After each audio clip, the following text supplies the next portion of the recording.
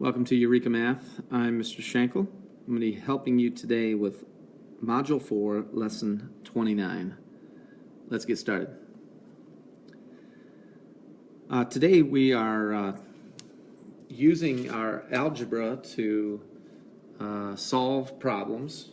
So we're given a situation and we need to use our knowledge of solving for variables to get an answer.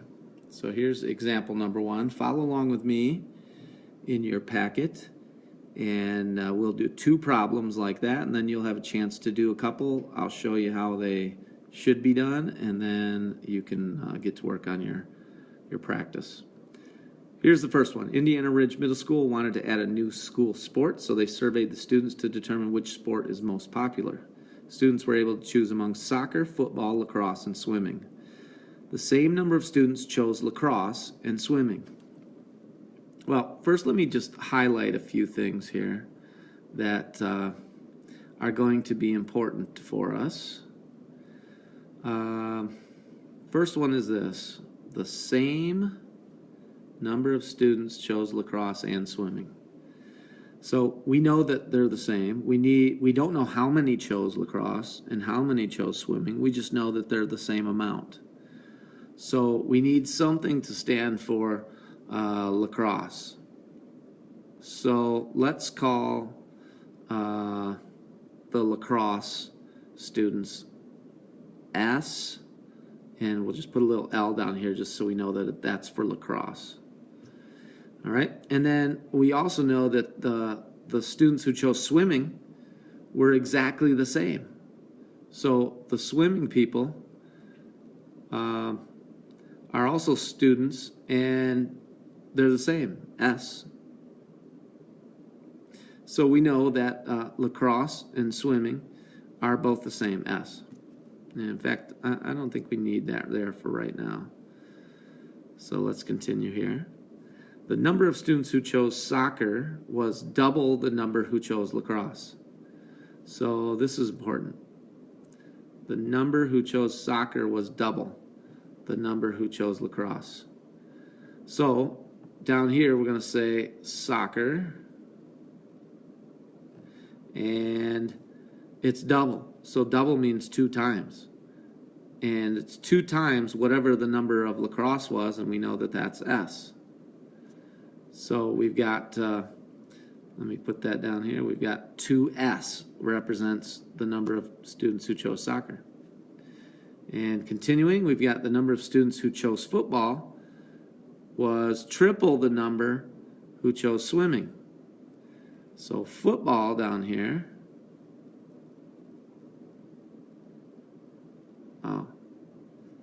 football was triple the amount that chose swimming. Well, here's swimming, S. And so triple means 3 times, S. So there's our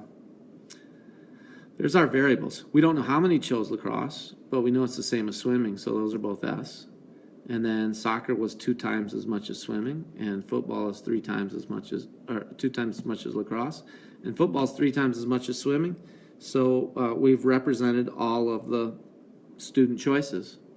Now what we do is we take our representation here, our variables, and we add them together.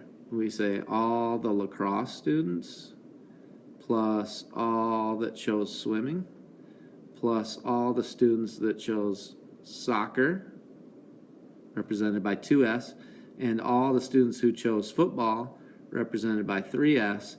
If we add all of those together, it equals this 434 students total. So there's our total number of students. And now we can combine like terms.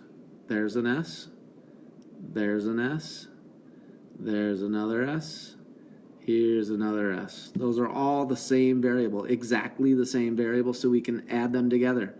That's 1 S, there's another S, so that's 2.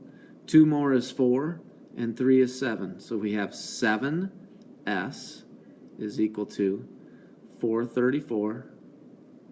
And then if we just use our algebra rules, undo multiplication with division, we get the 7's cancel. We get S is equal to 434 divided by 7 is 62. So now we have some information. We know that S is 62. Well, look up here. We have an S already. What's S equal to? 62. 62 students chose lacrosse. 62 students chose swim. 2 times 62, right? Because we're going to substitute 62 for S. So 2 times 62, that's 124. 124 students chose soccer. And then 6 times 62, so we're going to plug in a 62 right there. 3 times 62, I mean. 3 times 62 is the number of football players, so that's 186. All right, so using algebra, we assigned variables to some numbers that we didn't know what they were, and we used algebra to solve for the missing variable. Now let's try another one. At Prairie Elementary School, students are asked to pick their lunch ahead of time so the kitchen staff will know what to prepare. On Monday, 6 times as many students chose hamburgers as salads. So we've got students who chose hamburgers. Oops, let me get back here. And we'll use this. 6 times chose hamburgers as chose salads. So we got hamburgers. We'll call that HB. We have salads. And it looks like we have lasagna too. We'll call that just an L. So the number of students who chose hamburgers was 6 times as many as salads. So let's say that the number of students who chose salads is S. The number of students who chose hamburgers would be 6S. Right? Because 6 times as many chose hamburgers as salads. So 6 times as many as salads, it's 6S. 6 times S. The number of students who chose lasagna was 1/3 the number who chose hamburgers. Well, if we look at the hamburgers, that's 6S. 1/3 means to divide by 3. So 6 divided by 3 is 2. So we have the number who chose lasagna is 2S.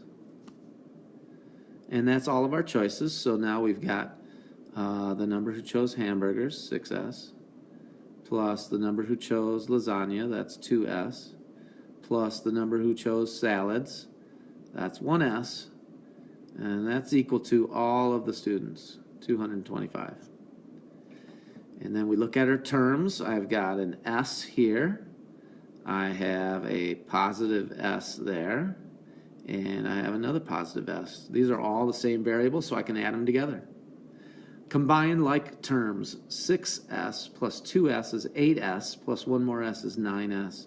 So altogether I have 9S equals 225.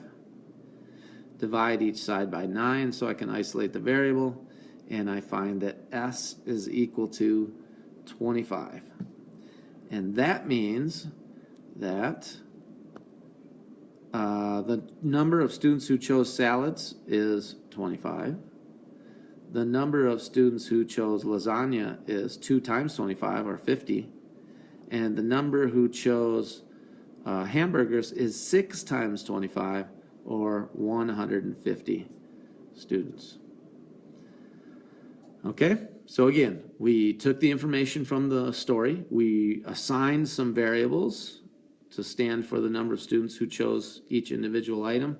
And then we wrote an equation, combined like terms, and used algebra to solve for the missing variable. Then we plugged that missing variable back in to find out how many students chose each item. Okay? Now, on part 2, I'm going to give you 2 more. You're going to try them on your own, then I'll show you the answers. Okay? Hope that helped. See you again next time.